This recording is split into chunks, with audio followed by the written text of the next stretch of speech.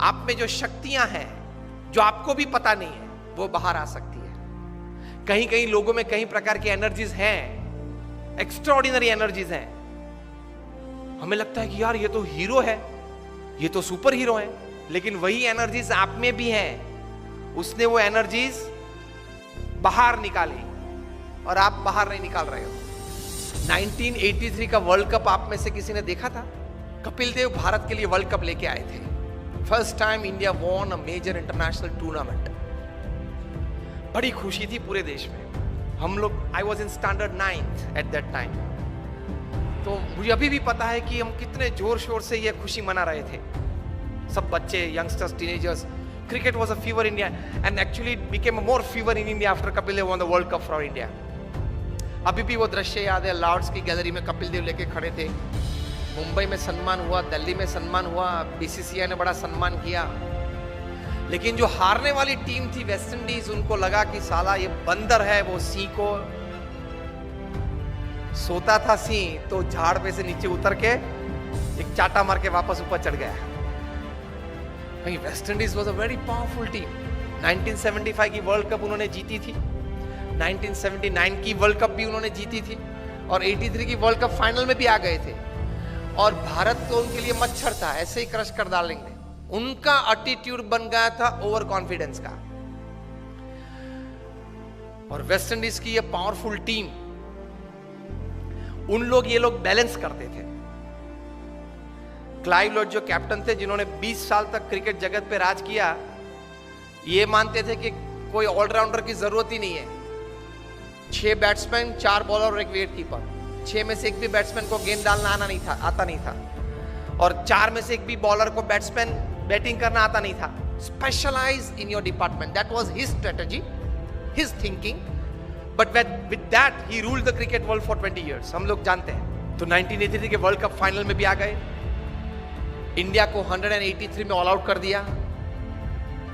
Viv Richards ने 13 ball में 8 चौके मारे, रॉजर बिन्नी, कपिल देव और शिवलाल यादव को मिला के।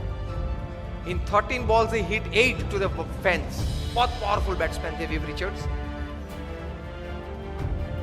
तो हम लोग सबको तो लगा कि अब तो पूरा हो गया, यही पूरा कर देगा अभी 5-10 ओवर में। लेकिन एक मिस्क्यूट शॉट उन्होंने मारा और कपिल देव छान लगा के दौड़े थे। अगर जिसने देखा होगा, अभी भी मैं जब बात कर रहा हूं तो I can see the video in front of me. वहां से अगर कैच ऊपर आता है तो कैच, बॉल देखते देखते अगर पीछे पड़ना तो पीछे दौड़ता है ना फील्डर गेंद को कैच करने के लिए। कपिल देव को लगा कि मैं पीछे दौड़ूंगा तो शायद पहुंच नहीं पाऊंगा, इसलिए घूम गए। बॉल पीछे से आ रहा था और ऐसा दौड़ते, which is very difficult, and that catch made the difference। 139 West Indies got all out, India won the World Cup। so West Indies को तो बहुत अपमान लगा कि ये चूहे सब 11 इकट्ठे होके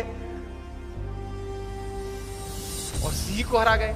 Immediately the West Indies cricket board contacted BCCI for a full series, 6 test and 6 one-day internationals, and they came to India with their all powerful team।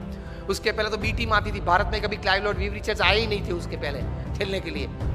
Alwin Kalicharan और वे सब आते थे खेलने के लिए, बी टीम। क्लाइव लॉयड अपनी पूरी माइट के साथ आ गए और 6 वनडे इंटरनेशनल्स भारत को बहुत बुरी तरह से हराया। कहीं कहीं वनडे इंटरनेशनल्स तो 150 रन से हराया। बहुत क्रिटिसिज्म न्यूज़पेपर्स में आई कि अभी 1.5 महीने पहले जो वर्ल्ड चैंपियंस बने उनकी ये हालत। फिर तो टेस्ट सीरीज चालू हुई। फर्स्ट टेस्ट कानपुर 3.5 दिन में पूरी हो गई। Innings and 250 runs defeat to India, और उसमें मेलकम मार्शल ने 12 विकेट ली, 20 में से 12, उसमें से 8 clean bowled, and not a single person could hit a boundary to Malcolm Marshall. उस वक्त वे बहुत डेंजरस बॉलर थे। Used to bowl, first bowler to cross 90 miles per hour में मेलकम मार्शल थे। और जब वे right arm round the wicket डालते थे तब वो अंपायर के पीछे ही दौड़ते थे। रनअप चालू करते अंपायर के पीछे दौड़, ताकि बैट्समैन को देखना पड़ता था कि कहां तक वो पहुंचा। बॉलर बैट में हाथ करके देखना पड़ता कि वो पहुंचा कहां था। एकदम अंपायर के पीछे से बाहर निकल के मेलकम मार्शल गेंद डालते थे। यूज्ड टू बोल स्लैंटिंग डिलीवरीज। और पीछे डूजोन तो तैयार ही रहता था बड़े ग्लोव्स लेके, caught Dujon bowled Marshall, caught Dujon bowled Marshall चालू ही रहता था, एक आता था एक जाता था। किसी को भी गलती से भी कट नहीं लगी कि स्लीप के ऊपर से गेंद चली जाए और थर्ड मैन पे एक बाउंड्री मिल जाए, ऐसा भी नहीं हुआ था। Severe criticism in the Indian press, each and every Indian player was heavily criticised कि अब तो जो वेस्ट इंडीज बोलती थी वो बात सही है कि भारत ने बाय फ्लूक ये वर्ल्ड कप जीता, नसीब के आधार से जीता, प्रयत्न से, पुरुषार्थ से, टैलेंट से ये वर्ल्ड कप नहीं जीता है, वो बात तैयार हो गई। इंडियन प्लेयर्स का काउंसलिंग चालू हुआ, मॉरल बूस्टिंग चालू हुआ, पंपिंग चालू हुआ, एटीट्यूड्स बदलना चालू किया। उसमें सबसे पहली बारी आई ओपनिंग बैट्समैन सुनील गावस्कर की। उनका एटीट्यूड बदला कि you have a defensive attitude, you have to change your attitude from defense to attack. If Malcolm Marshall is a great bowler, you are a great batsman. If he can bowl so well, you can bat so well. Gavaskar का attitude change किया because you start the Indian innings, you are the opening bat. आप जिस प्रकार से खेलेंगे उस प्रकार से पूरी टीम खेलेगी, नतीजा पहले से चालू हो जाएगा। Then Gavaskar said what? He was counseled, change your attitude from defense to attack. Gavaskar defensive batsman थे, वे टेस्ट बैट्समैन थे, वनडे इंटरनेशनल के नहीं थे। सचिन तेंदुलकर टेस्ट और इंटरनेशनल दोनों के थे, 2020 के नहीं थे। क्रिस गेल है वो 2020 और इंटरनेशनल के है, टेस्ट के नहीं है, अलग अलग रहता है। सुनील गावस्कर को बताया गया कि change your attitude, you will get success। और आप जो बैट डिफेंस करते हो वो जरा stroke, create a stroke on every ball. Marshall is a master bowler, you are a master batsman, the little master उनके लिए पहले नाम था। The moment Gavaskar changed his attitude, his batting changed, results changed, overall outcome changed.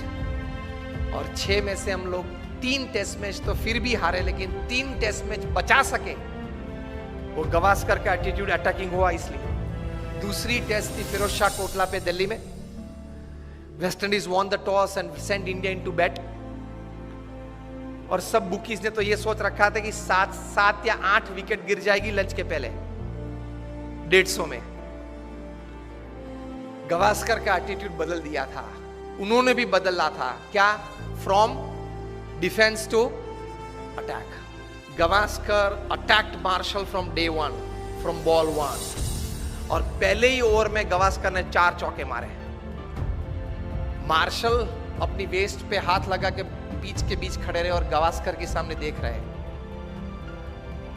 Years later, Marshall would write in his autobiography that from Firoz Shah Kotla's innings, I could see a change in Gavaskar's attitude, and that change in attitude brought out the attacking nature in his batting, and that changed the overall result, outcome of the series. और गावस्कर ने lunch के पहले century बनाई, 107 not out. और final 6th test में चेन्नई पे चेपॉक पे 236 not out in the 4th innings of the test to save test for India. 2 दिन खेले 236 बनाने के लिए, लेकिन बचा दी टेस्ट। वो लिखते हैं इस पुस्तक में कि भारत में से अगर ताजमहल चोर के ले जाना है ना तो लेकर सकते हैं, लेकिन गावस्कर का जो स्ट्रेट बैट डिफेंस है उसको तोड़ना बहुत डिफिकल्ट है। तो एटीट्यूड ये रहना चाहिए। अगर एटीट्यूड सही नहीं रहा तो कितनी भी अच्छी व्यवस्था हो, कितना भी अच्छा मार्गदर्शन हो, फिर भी आप रिजल्ट प्रोड्यूस नहीं कर पाओगे। दुनिया भर के ट्रांसपोर्ट मिनिस्टर्स की एक मीटिंग थी लंदन में, ट्रैफिक रूल्स एंड रेगुलेशंस की चर्चा करनी थी, इंटरनेशनल स्टैंडर्डाइजेशन कुछ रूल्स एंड रेगुलेशंस का करना था। इसमें इटाली के ट्रांसपोर्ट मिनिस्टर को कुछ बात करनी थी। बात करने के लिए खड़े हुए बोले कि सी, ट्रैफिक लाइट्स हमने सब शहर में रखी है, लेकिन कोई शहर में अच्छी व्यवस्था है, कोई शहर में अच्छी व्यवस्था नहीं हो पा रही है। सबने पूछा क्यों? रोम में इंस्ट्रक्शंस देखते हैं तो फॉलो करते हैं, नेपल्स में सजेशंस देख से। और जो हमारा माफिया टाउन है सिसिली, वहां people look at traffic lights like a Christmas decoration. लाल पीली अच्छी होती है, मजा आता है देखने में। व्यवस्था तो सब जगह पे थी। रोम में इंस्ट्रक्शंस देखते थे तो अच्छी व्यवस्था थी, नेपल्स में सजेशंस देखते थे तो चलता रहता था, और सिसिली में उसी क्रिसमस लाइट को दिवाली या क्रिसमस का डेकोरेशन देखते थे। लाल पीली अच्छी होती है, मजा आता है देखने में। तो कोई व्यवस्था नहीं थी। व्यवस्थाएं सब एक प्रकार की हैं, रिसोर्सेज सब एक प्रकार के हैं, लेकिन नतीजा, रिजल्ट्स पीपल के एटीट्यूड से आते हैं। इतनी ताकत है एटीट्यूड में। व्यवस्थाएं तो थी, लेकिन परिणाम मिलते हैं या नहीं मिलते हैं एटीट्यूड्स पे डिपेंड करते हैं। तो एटीट्यूड्स में ये ताकत है।